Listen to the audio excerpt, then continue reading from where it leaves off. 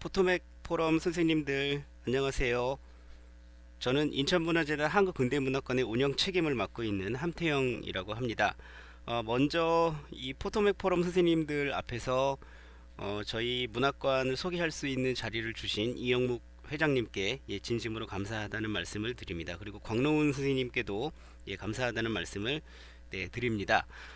제가 이영묵 선생님으로부터 그 포토맥 포럼 강의를 말씀 들었을 때 참 당황스러웠습니다. 어떤 걸 발표를 해야 되나 하고 참 고민스러웠는데 이영복 선생님께서 문학관 소개와 그다음에 문학관에서 갖고 있는 근대문학 자료들을 간단하게 소개해 줬으면 좋겠다라고 말씀을 하셔서 저희 문학관 소개와 문학관이 현재 상설전시에서 그 전시하고 있는 중요한 근대문학 자료를 중심으로 짧게 소개해 드리는 것으로 하겠습니다.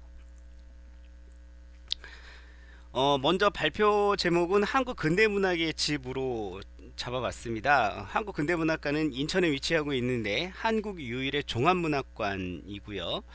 보통 한국의 문학관이 한 130개 정도 있다고 하는데 90% 정도가 작가 개인 이름 붙은 문학관입니다. 뭐 채만식 문학관이나 서정조 문학관처럼. 그리고 두 번째로 많은 게 지역 문학관이 있습니다. 뭐 대전 문학관, 대구 문학관 이렇게 있는데 한국 근대문학관은 특정 작가나 작품, 지역에서 나온 어떤 그 문학이나 문학 작가들을 기리는 것이 아니라 한국 근대문학 전반을 관장하는 문학관이 되겠습니다. 이런 문학관을 종합문학관이라고 합니다. 현재 한국에는 130개 문학관이 있는데 여기서 이제 특정 작가나 작품을 기리지 않고 한국 문학 전체를 관장하는 문학관은 한국 근대문학관이 유일하다는 말씀을 드리겠습니다. 문학관에 대해서 간단하게 설명을 해드리겠습니다. 인천은 근대 개항 도시가 되겠습니다. 저 왼쪽에 있는 사진은 1920년대 30년대 문학관이 위치하고 있는 그 자리가 되겠습니다. 그 오른쪽에 있는 사진이 지금 문학관이 만들기 전에 대상부지라고 써 있는 것처럼 저곳에 위치하고 있는 부분입니다. 저 중구청이라고 하는 곳은 일제시대 때는 인천 부청 역할을 했고 식민지가 되기 전에는 일본 인천 영사관이 있던 자리가 되겠습니다. 그리고 뒤에 보이는 나무가 조금씩 보이는데 저기가 그 유명한 자유공원이 되겠습니다. 자, 인천은 1883년 1월 1일 그 일본에 의해 강제 개항이 됩니다. 수도인 서울과 가까워서 조선 정부에서는 인천 개항을 극구 개항하고 싶지 않았는데 뭐 일본의 압력에 결국 못 이겨서 개항을 하게 됐습니다. 수도와 가까웠던 관계로 인천을 통해서 서구의 근대 문물이 인천을 통해서 한국 전체로 퍼져나갔다고 말씀드릴 수가 있겠습니다. 자, 지금 보여드리는 사진은 일제강점기의 인천의 모습입니다. 완전히 조선 같지는 않고 마치 외국에 있는 풍경 같이 보이실 겁니다. 이 위치에 현재 문학관이 위치해 있고 지금 왼쪽 오른쪽에 있는 사진과 같은 모습이 현재도 상당수 고스란히 남아 있는 곳이 인천 계항장이자 인천 원도심이 되겠습니다. 자, 이거는 인천 항의 모습입니다. 저 왼쪽에 있는 그 부두가 구제물포 항인데 문학관이 위치한 곳에서 지금 철조망이 쳐져서 갈 수는 없는데 철조망만 없다면 걸어서 5분 정도 거리에 있는 곳이 되겠습니다. 오른쪽은 인천 항의 모습이 되겠습니다. 자, 왼쪽은 그 길이 중간에 있는데 이 길을 중심으로 왼쪽이 일본 조개가 되겠고요. 오른쪽이 청나라 조개가 되겠습니다. 오른쪽에 있는 청나라 조개는 현재 인천역 앞에 있는 차이나타운이 현재 차이나타운이 위치해 있습니다. 차이나타운은 100년 전에는 청나라 조개지였습니다. 자, 오른쪽에는 월미도에서 바라본 인천항의 야경입니다. 자, 왼쪽에 있는 사진에서 앞에 큰 산이 보이는데 저게 월미도입니다. 그리고 그 왼쪽 사진에서 가운데 아래 정사각형처럼 생긴 벽돌 건물이 하나 눈에 띄는 게 있는데 이게 우리나라 최초 호텔이라고 하는 대볼 호텔이 되겠습니다. 아펜젤러와 언더우드가 인천에 처음 상륙했을 때 언더우드는 바로 일본으로 들어갔고 아펜젤러는 저 호텔에서 하룻밤을 자고 말을 타고 서울로 갔다고 합니다. 그때는 경인선 철도가 아직 뚫리기 전이었기 때문입니다. 자, 오른쪽에는 월미도에 있었던 온천과 리조트 시설을 보여주고 있는 사진입니다. 월미도에는 온천이 있었는데 땅에서 올라오는 천연 온천이 아니라 바닷물을 끓여서 하는 해수 온천이 있었습니다. 자, 한국근대문학관에 대해서 이제는 말씀을 드리겠습니다. 명칭은 한국근대문학관입니다. 소재지는 인천 중구 신포로에 위치해 있고요. 보통 신포동이라고 하는 곳이 되겠습니다. 문학관은 본관과 기획전시관, 수장고, 사무실 등으로 이루어져 있는데 본관에 상설전시실이 위치해 있고 건물이 3개 동이 있는데 그 중에 한 동이 1892년에 세워진 건물이고 나머지 2동은 1941년에 세워진 건물입니다. 일본 조계에 위치해 있었기 때문에 일본식 옛날 창고 건물 이라고 말씀드릴 수 있겠습니다. 나중에 사진으로 다시 한번 보여드리겠습니다.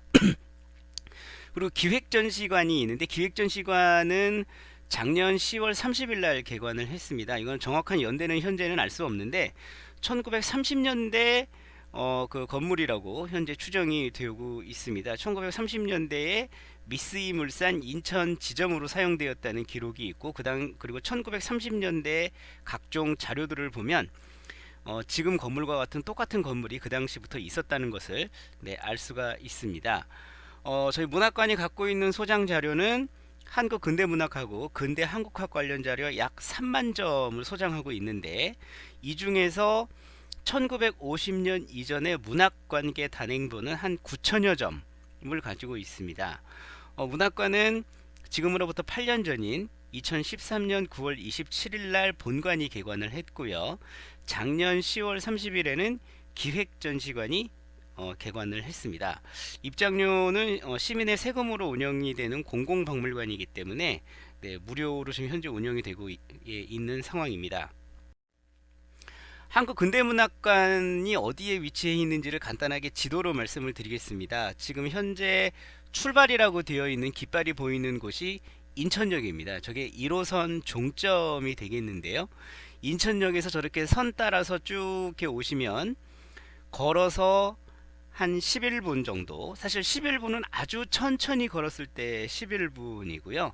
빨리 걸으면 한 5분에서 7분 정도 걸리는 곳입니다. 그래서 교통편으로는 굉장히 아주 편리한 곳이라고 말씀드릴 수 있습니다. 혹시 나중에 포토맥 포럼 선생님들 중에 한국에 오셔서 인천에도 오실 기회가 있으시면 꼭 한번 들러주시기 바랍니다.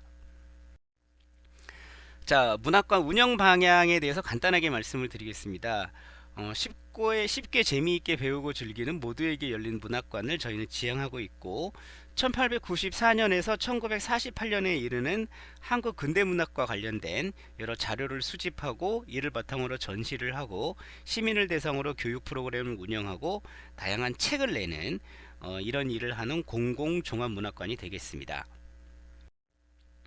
자, 문학관 사진을 보여드리겠습니다. 지금 송 사진이 4장이 있는데요. 왼쪽 위에 있는 사진이 본관을 찍은 사진이고 저는 붉은색 벽돌로 된 창고 건물로 지금 이루어져 있습니다.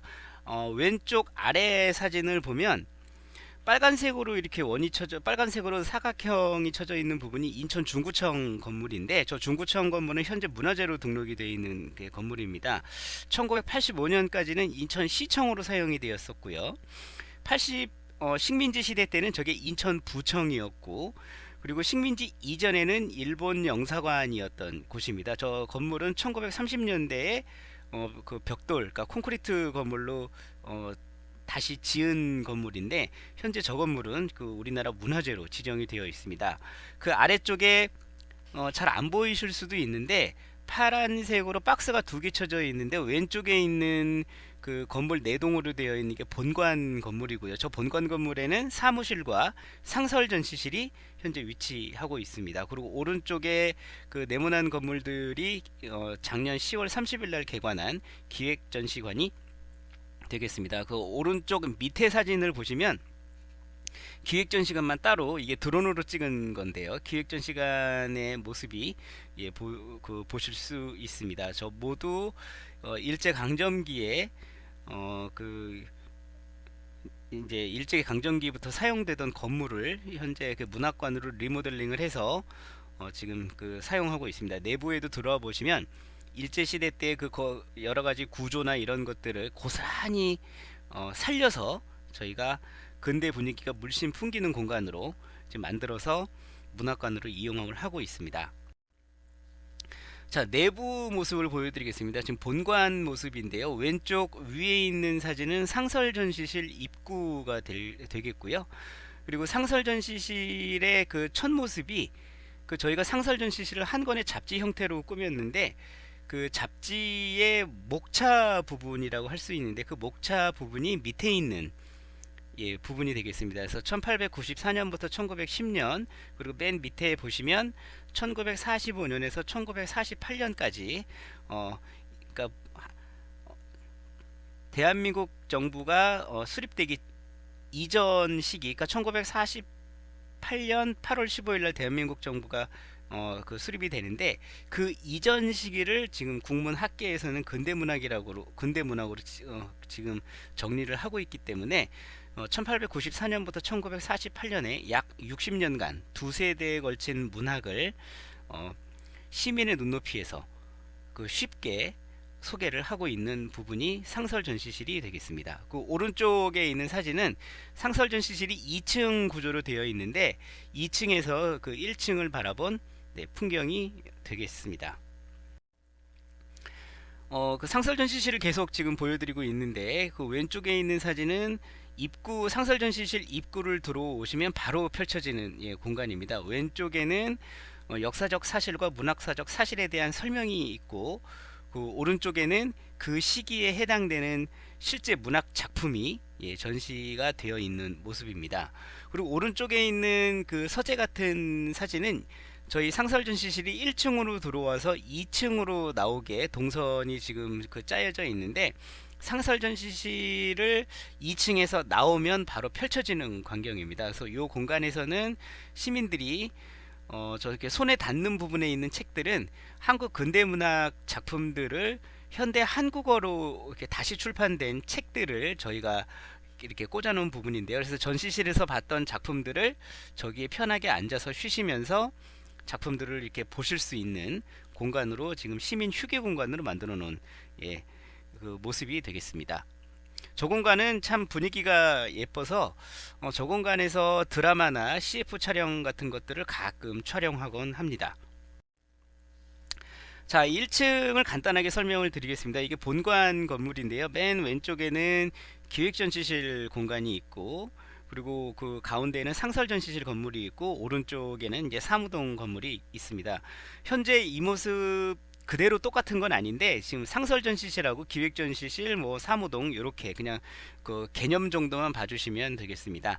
제일 왼쪽에 있는 기획전시실은 현재 기획전시실로 사용되고 있는데 작년 10월 30일 날 기획전시관이 다른 건물로 그 옆에 바로 옆에 있는 다른 건물에서 개관을 했기 때문에 저 기획전시실은 내년 정도부터는 상설전시실을 확장해서 상설전시실로 이용하려고 지금 현재 전시 시나리오를 작성하고 있는 상황이 되겠습니다.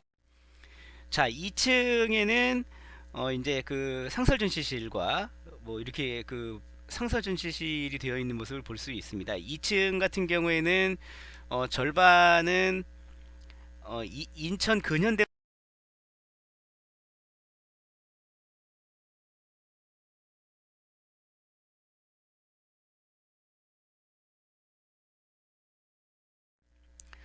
그래서 이 상설전시실은 이렇게 들어오면 이런 순서대로 이제 근대 계몽기 흔히 개화기라고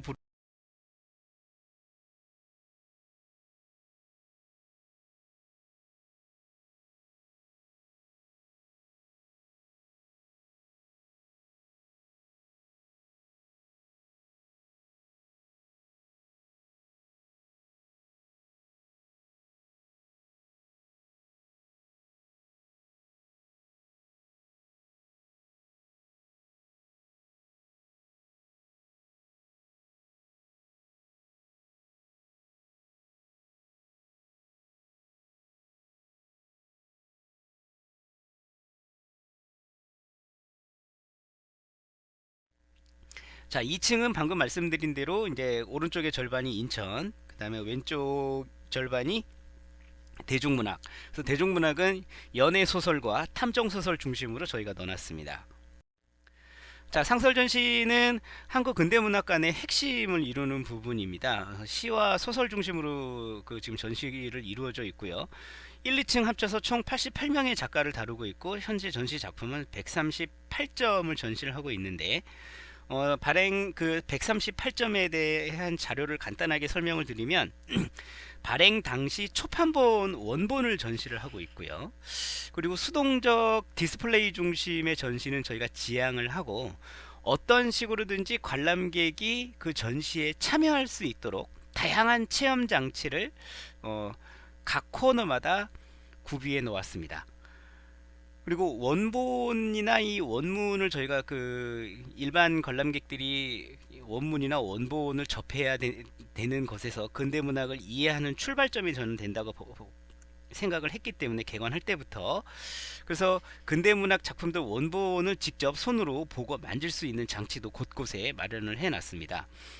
자, 설명 옆에 화살표가 아래로 되어 있고 시청각 자료가 화살표가 위로 되어 있는데 이 얘기는 설명을 최소화하고 시청각 자료를 최대화해서 최대한 볼거리가 풍부한 전시를 지금 지향하고 있다는 것을 설명하는 그 말이 되겠습니다.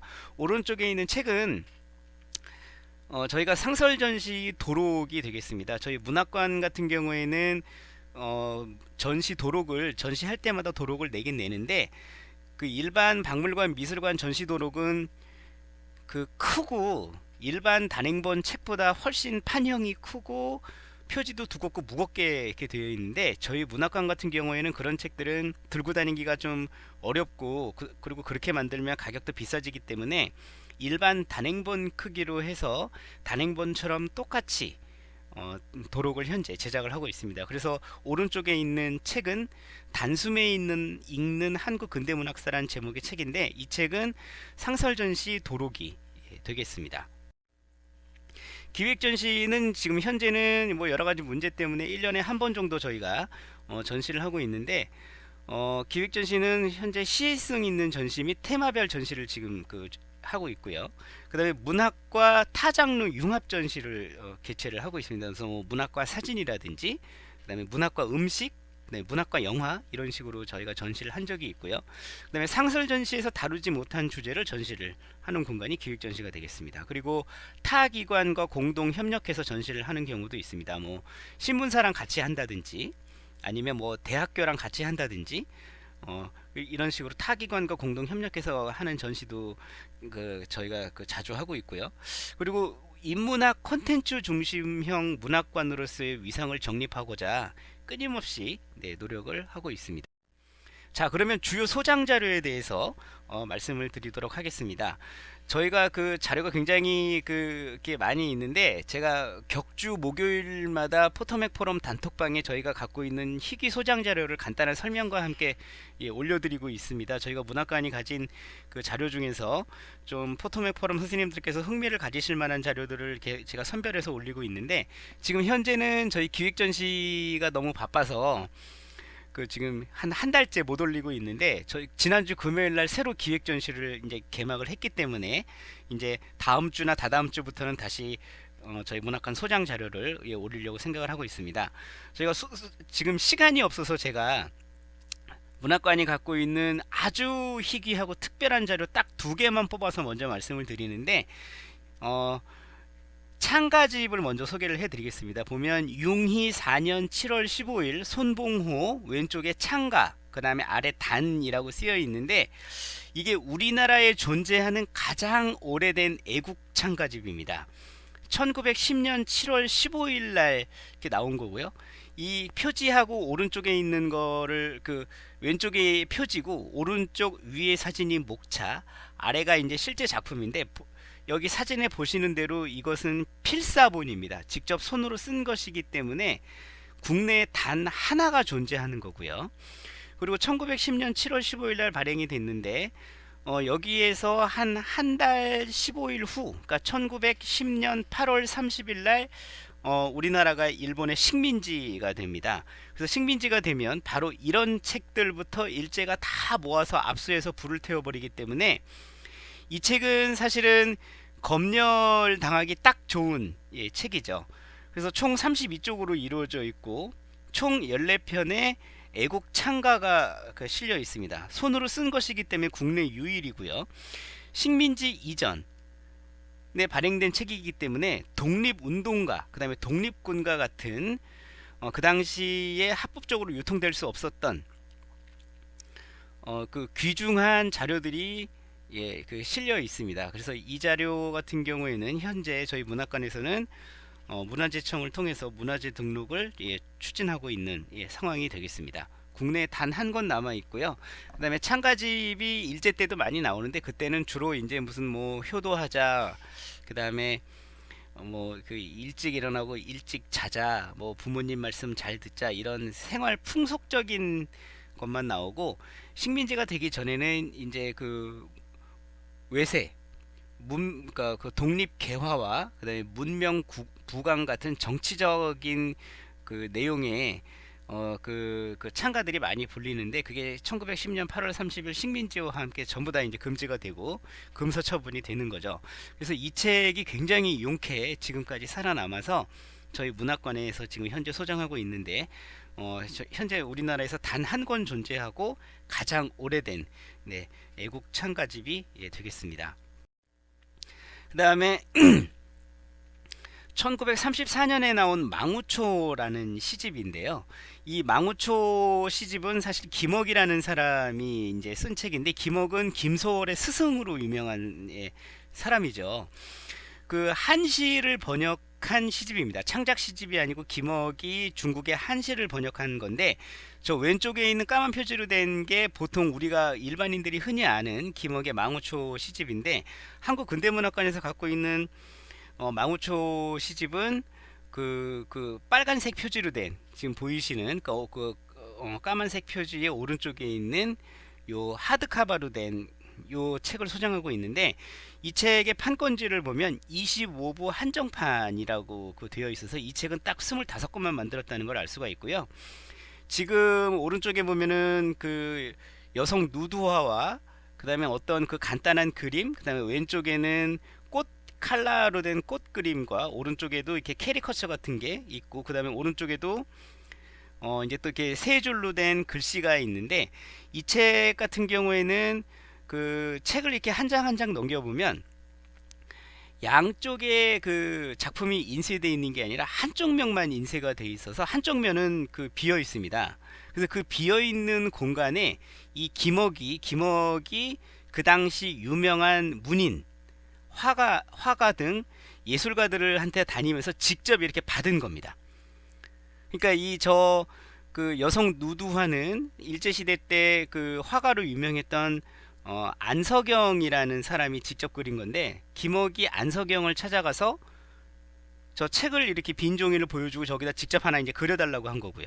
그 다음에 오른쪽에 이렇게 산 같은 게 그려져 있는 거는 이태준이 그린 겁니다. 그러니까 산고 월소, 그 다음에 상허라고 되어 있는데, 산은 높고 달은 작다. 그리고 상허는 이태준의 호가 되겠습니다. 그리고 오른쪽 그 밑에 줄에 세 번째 사진, 그러니까 글이 이렇게 세 줄로 쓰여 있는데 지금 잘 안 보이시는데, 왼쪽에 보면 팔봉이라고 되어 있습니다. 요거는 팔봉 김기진이 김억 이 망우초에 이렇게 쓴 글입니다. 그래서 이 책에는 그림이 6점 실려 있고요, 글씨가 9점 실려 있어서 총 15점의 당대 그 유명한 문인 화가들의 친필 그림이나 글씨가 실려 있습니다. 그 판권지에는 25부 한정판이라고 되어 있는데, 지금 현재 국내에 남아 있는 거는 지금 저희 한국 근대문학관이 소장하고 있는 것까지 단 2권이 지금 남아 있는 걸로 확인이 되고 있습니다. 근데 전부 저희 문학관 말고 한 권은 개인이 갖고 있는데, 저희 문학관이 갖고 있는 지금 보여드리는 이 책이나 개인이 갖고 있는 것이나 이런 것들은 김억이 이렇게 다 직접 다니면서 그림을 받고 글씨를 받은 거기 때문에 인쇄한 게 아니거든요. 그래서 그 두 권이 현존하지만 각각의 책은 완전히 독립된 책이라고 말씀을 드릴 수가 있겠습니다. 저희 문학관이 갖고 있는 책에 없는 작품이 개인이 갖고 있는 책에 있는 것도 있고요. 그 반대의 경우도 있고, 그래서 이 책은 당대 문인들의 교류와 그 다음에 어떤 해학 이런 것들을 알 수 있는 아주 귀중한 책이 되겠습니다. 자, 이제 그 코너별로 제가 이제 소개를 해드리겠습니다. 이게 지금 위에 사진 때문에 잘렸는데요. 1894년에서 1910년 코너인데 여기는 근대 계몽기가 되겠습니다. 그래서 식민지가 되기 전 상황이 되겠습니다. 흔히 신소설과 해에게서 소년에게로 대표되는 창가가 이 시기에 나온 그 문학이 되겠습니다. 위에 사진 두 개는 저희 그 전시실 코너를 찍은 사진이고요. 저 오른쪽에 있는 게 이 시기 소설, 그러니까 이제 신소설이 저희가 들어가 있고, 왼쪽은 이 시기 근대 계몽기의 시 쪽이 이제 시를 전시하고 있는 부분입니다. 그래서 제일 왼쪽 밑에 있는 사진을 보시면 경부철도 노래가 1908년에 나온 책이고요. 그 다음에 가운데가 그 유명한 해에게서 소년에게 원본 사진이 되겠습니다. 이게 소년 창간호에 실려져 있는데, 이 두 작품은 모두 육당 최남선 선생이 이제 쓴 작품이 되겠습니다. 그리고 가운데 그 해에게서 소년에게가 실린 소년 창간호는 육당 선생이 직접 창간한 잡지가 되겠고, 우리나라 최초의 종합지가 되겠습니다. 한국 근대문학관에서는 저 소년 창간호 원본을 현재 2권 소장을 하고 있고, 저 경부철도 노래 원본도 소장을 하고 있습니다. 그 다음에 오른쪽에는 금수회의록이라고 작품 사진이 있습니다. 요거는 이렇게 동물들이 이렇게 모여가지고 인간 세태를 비판하는 동물 우화 소설이 되겠습니다. 그래서 소설 쪽에서는 신소설하고 역사전기 소설이 이 시기 이제 주로 읽히는 소설이 되겠습니다. 신소설은 금수회의록이나 혈애루 이런 작품들이 되겠고요. 역사전기 소설은 이순신전, 뭐 을지문덕전 이런 역사전기 소설이 이제 이 시기에 많이 읽히고 이제 그런 책들이 되겠습니다. 현재 그 금수회의록을 비롯해서 역사전기 소설 같은 경우에는 주제가 전부 문명 부강과 그 다음에 외세를 배격하자는 내용으로 되어 있기 때문에, 금수회의록을 비롯해서 역사전기 소설 같은 경우에는 식민지가 되자마자 전부 금서 처분이 내려지는 게 되겠습니다. 그래서 금수회의록 같은 경우에는 현재 국내 저희 문학관이 갖고 있는 책까지 포함해서 한 3권 정도가 지금 현재 확인이 되는 상황이 되겠습니다. 여기도 이제 여기는 1910년대가 되겠습니다. 이제 식민지가 된 상황인데요. 그러니까 1910년대 시와 소설이 되겠습니다. 그래서 김억과 주요한이 이 시기에 그 대표적인 시인이 될 거고요. 그다음에 소설가에서는 춘원 이광수가 이 시기를 대표하는 문인이 되겠습니다. 왼쪽 위에 있는 사진이 저희가 1910년대 시를 전시하고 있는 코너고요. 그 다음에 오른쪽에 있는 사진이 춘원 이광수를 중심으로 한 무정 전시장이라고 해도 과언이 아닐 정도로 이렇게 저희가 무정을 좀 많이 넣어놨는데, 무정 전시장이 되겠습니다. 제일 왼쪽 아래를 보면 이 사진이 붙어있는 이력서 같은 게 있는데, 이거는 신원진술서라고 제목이 되어 있고요. 저 사진이 최초의 자유시인 불놀이를 쓴 주요한 선생의 친필, 그러니까 자필 신원진술서가 되겠습니다. 주요한 선생이 1979년에 돌아가시는데, 저건 돌아가시기 3년 전에 저렇게 신원 진술서를 쓴 건데, 이 당시 이제 박정희 대통령 때인데, 이 당시에 그 고위직으로 공공기관에 취직을 하려면 저런 신원 진술서를 직접 작성을 해서 제출을 했다고 합니다. 그러니까 단 하나만 존재하는 아주 귀중한 자료인데요. 지금 저 자료 원본을 문학관에서는 원본을 전시를 하고 있습니다. 그리고 그 주요한 신원진술서 옆에 있는 그 책 표지가 하나 보이는데, 그 책 표지가 온해의 무도라는 그 김억의 또 저게 그 번역 시집인데, 온해의 무도가 우리나라 최초의 근대 시집입니다. 그래서 저 온해의 무도 이후에 그러니까 온해의 무도 이전에는 시집이 없었고요. 그래서 올해가 근대 시집이 나온 지 딱 100년이 되는 해입니다. 근데 아쉬운 점은 저게 창작 시집이 아니라 번역 시집이기 때문에 창작 시집은 1923년에 해파리의 노래라는 제목으로 또 마찬가지로 김억이 내는데, 그래서 앞으로 2년 후인 2023년은 한국 근대 창작 시집의 100주년이 되는 해입니다. 그 다음에 오른쪽에는 무정이라고 되어 있는 이광수의 무정 표지가 보이는데, 저게 8판입니다. 1938년에 8판을 찍는데 근대 소설 최대 스테디셀러라고 할 수 있는 작품이 무정입니다. 그래서 요 가운데에 무정의 판권지를 제가 해놨는데, 이게 그 오른쪽에 있는 책 맨 뒤에 있는 판권지만 확대해서 제가 실어 놓은 건데, 보시면 대정 7년에 초판이 나오고, 대정 7년이면 1918년이거든요. 그리고 2년 후인 대정 9년 1920년에 재판을 찍고, 그래서 소화 13년 1938년에 8판을 찍습니다. 여기 8판까지가 춘원 선생이 살아계실 때 나온 책이 되겠습니다. 9판은 춘원 선생이, 그러니까 이게 1950년대에 9판이 나오기 때문에 그때는 이미 이제 춘원 선생이 그 북한으로 이제 납치되었을 때, 그러니까 이제 그 저자는 직접 보지 못한 책이 9판이기 때문에 8판, 국내, 저를 비롯한 국내 국문학 연구자들은 8판까지를 그 작가가 직접 보고 확인한 책이기 때문에 8판까지를 정통 판본으로 인정을 하고 있는 상황입니다. 자, 여기는 1920년대 이제 그 코너가 되겠습니다. 여기 보시면 제일 왼쪽, 1920년대가 아니라 이제 3.1운동을 전후한 시기에 문학이 되겠습니다. 제일 왼쪽에는 그 유명한 빼앗긴 들에도 봄은 오는가라는 작품, 이 작품이 천도교 잡지인 개벽에 실리는데, 제일 왼쪽 아래 사진이 개벽에 실린 빼앗긴 들은 봄은 오는가라는 원본 사진이 되겠고요. 윗줄의 가운데 사진이 김소월과 만해 한용운 선생을 전시하고 있는 공간입니다. 그래서 왼쪽 아래줄 가운데에 소월 시초라고 그 보이시는 게 있을 겁니다. 저 소월 시초는 김소월이 이제 죽은 뒤인 1941년에 나온 책이고요.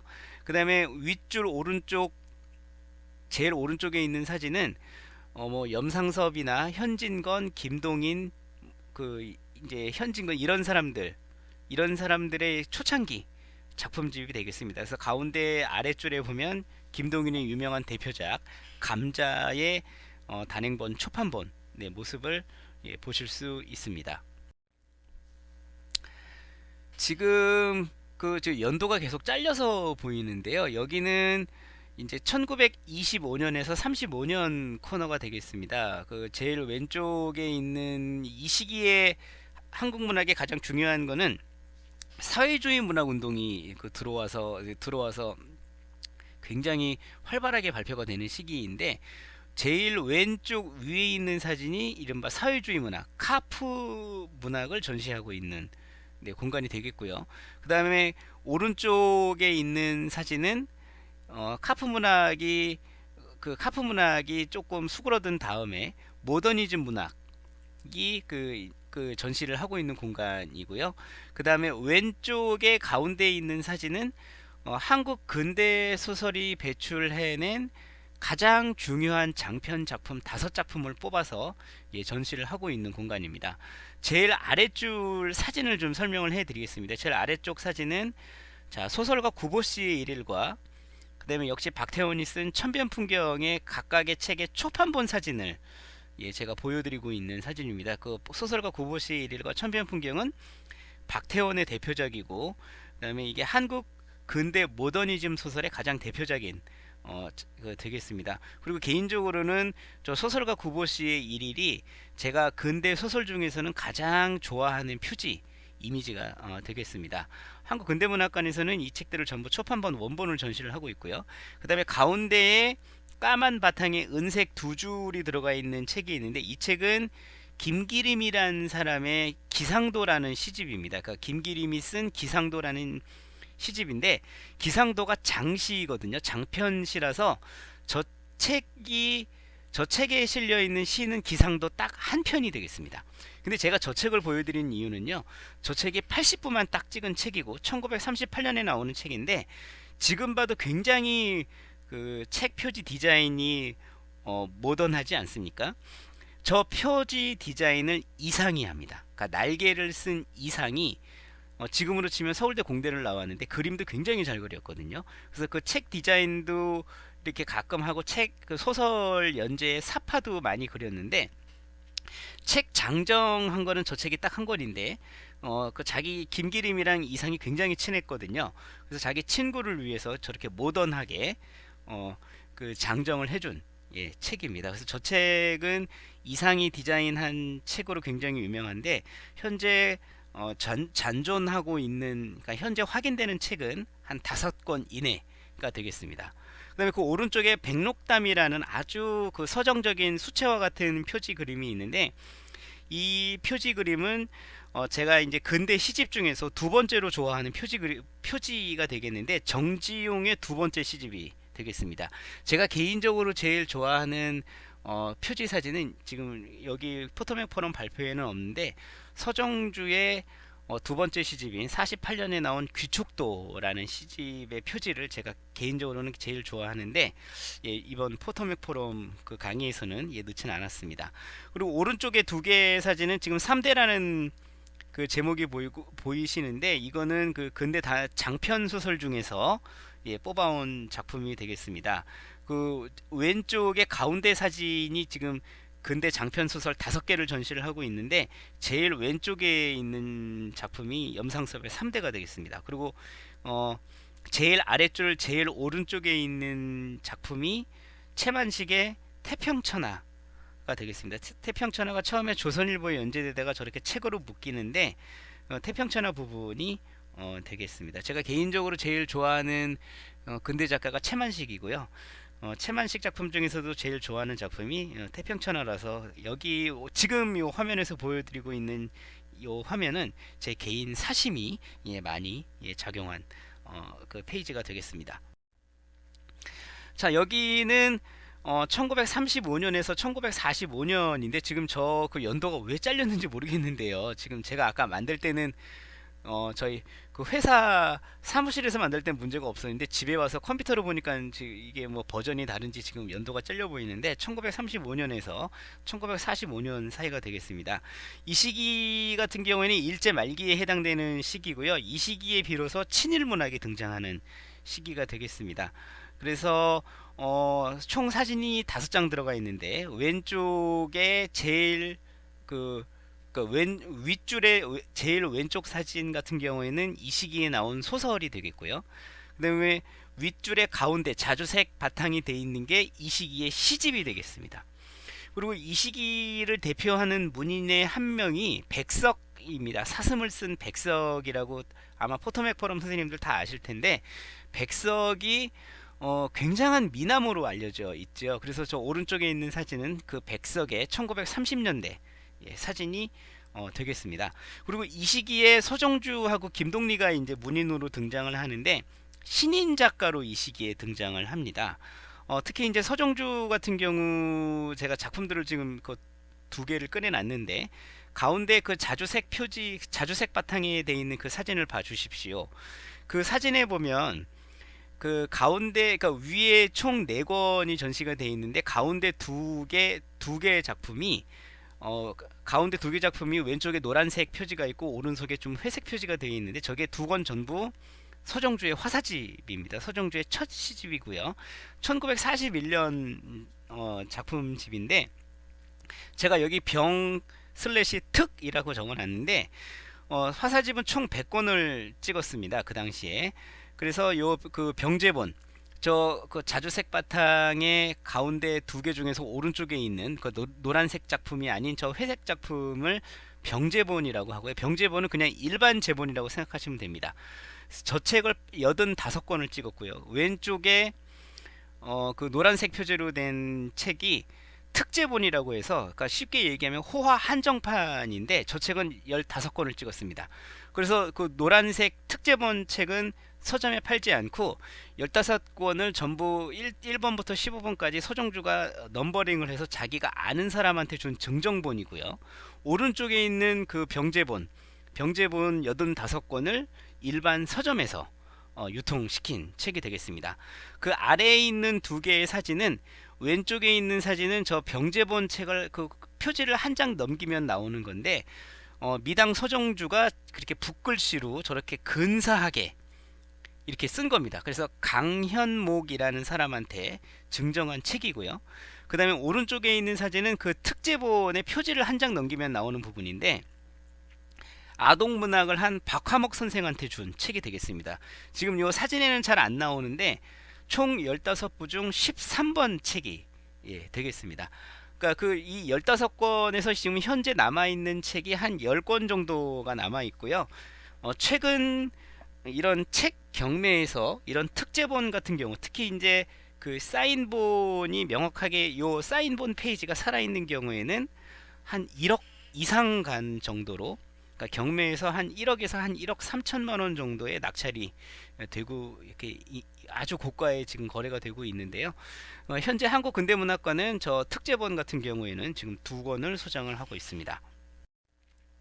자, 1945년에서 48년 이제 해방이 된 시기가 되겠습니다. 그래서 해방기 문학 또는 광복기 문학이라고 하는데 1948년 8월 15일 날 대한민국 정부가 수립이 되고 한 달 뒤인 9월 9일 날 이제 북한 정권이 수립이 돼서 1948년에는 남북한 문학이 그러니까 남북한 분단 상황이 확정이 되는 시기가 1948년이라고 할 수가 있는데 그래서 그 1948년에 남한이나 북한이나 전부 단독 정부가 수립이 되면서 남한에서는 좌파 문학이 그 공식적으로 불법이 되고 북한에서는 그 남한과의 이제 반대 이제 그 일이 생기는 거죠. 그래서 좌파 문학이나 이런 사회주의 문학이 공식적으로 불법화가 되기 때문에 문학의 성질이 확 바뀌게 됩니다. 그래서 그 이데올로기에 그 이데올로기를 받아들일 수 없는 사람들은 뭐 남쪽으로 오거나 북한으로 가거나 이제 그렇게 이제 사람들이 이제 이동을 하게 되는데 보통 그래서 48년 이후부터 지금까지 문학을 현대문학이라고 합니다. 그러니까 영어로 하면은 컨템퍼러리 리터러처가 될 텐데 그러니까 48년 이전까지가 모던 리터러처가 되고요. 그다음에 48년부터 지금까지는 현대문학 컨템퍼러리 리터러처가 되는데 그 45년에서 48년 사이에 3년간의 문학을 해방기 문학이라고 합니다. 그러니까 이제 그 미 군정기가 될 텐데 보통 해방기 문학의 특징을 시와 소설로 나눠서 한번 살펴보면 해방기의 우리나라 같은 경우가 굉장히 혼란스러웠죠. 이렇게 좌우 이데올로기 대립으로서 굉장히 이렇게 혼란스러운 상황이었는데 이런 혼란한 현실은 주로 소설 속에서 나타나고요. 그 다음에 해방이 되면 굉장히 감격스럽지 않습니까? 그런 감격스러운 감정은 주로 시가 이제 시에서 보통 이제 나타납니다. 그래서 해방기 시의 특징은 해방의 감격을 노래한 작품들이 많고 해방기의 소설의 특징은 그 해방기의 혼란한 현실을 묘사한 작품들이 많다는 게 해방기 문학의 가장 큰 특징이 되겠습니다. 그리고 이 시기에 또 이제 여러 가지 그 주목할 만한 그 중요한 시집들이 많이 발표가 되는데 그 오른쪽에 그러니까 윗줄에 있는 유리 케이스 안에 있는 그 작품들이 저희가 해방기 작품들을 전시를 하고 있는 그 케이스를 찍은 사진인데 두 줄로 되어 있죠. 아랫줄에 있는 게 해방기 시고 윗줄에 있는 게 해방기 소설이 되겠습니다. 근데 지금 소설 같은 경우에는 상대적으로 좀 인지도가 좀 많이 떨어지는 작품들이 있고 그 다음에 이 시기에 나온 시집들이 지금 현재 평범한 대한민국 국민이라면 누구나 다 아는 좋은 시집들이 많이 나와서 제가 시집을 소개를 해드리는데 아랫줄 제일 왼쪽에 있는 시집이 그 유명한 윤동주 시집 하늘과 바람과 별과 시의 초판본이 되겠습니다.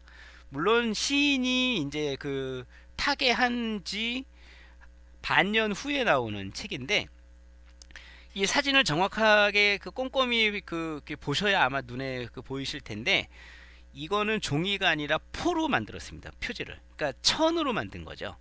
해방기에 굉장히 물자가 귀했기 때문에 종이를 구할 수가 없어서 포로 저렇게 표지를 이렇게 만들었습니다. 그래서 그 천을 뜻하는 영어 클로스라는 단어를 써서 클로스 제본이라고도 이렇게 하는데 천으로 만들어져 있다고 보니까 저게 책을 넘기는 부분이 잘 이렇게 떨어집니다.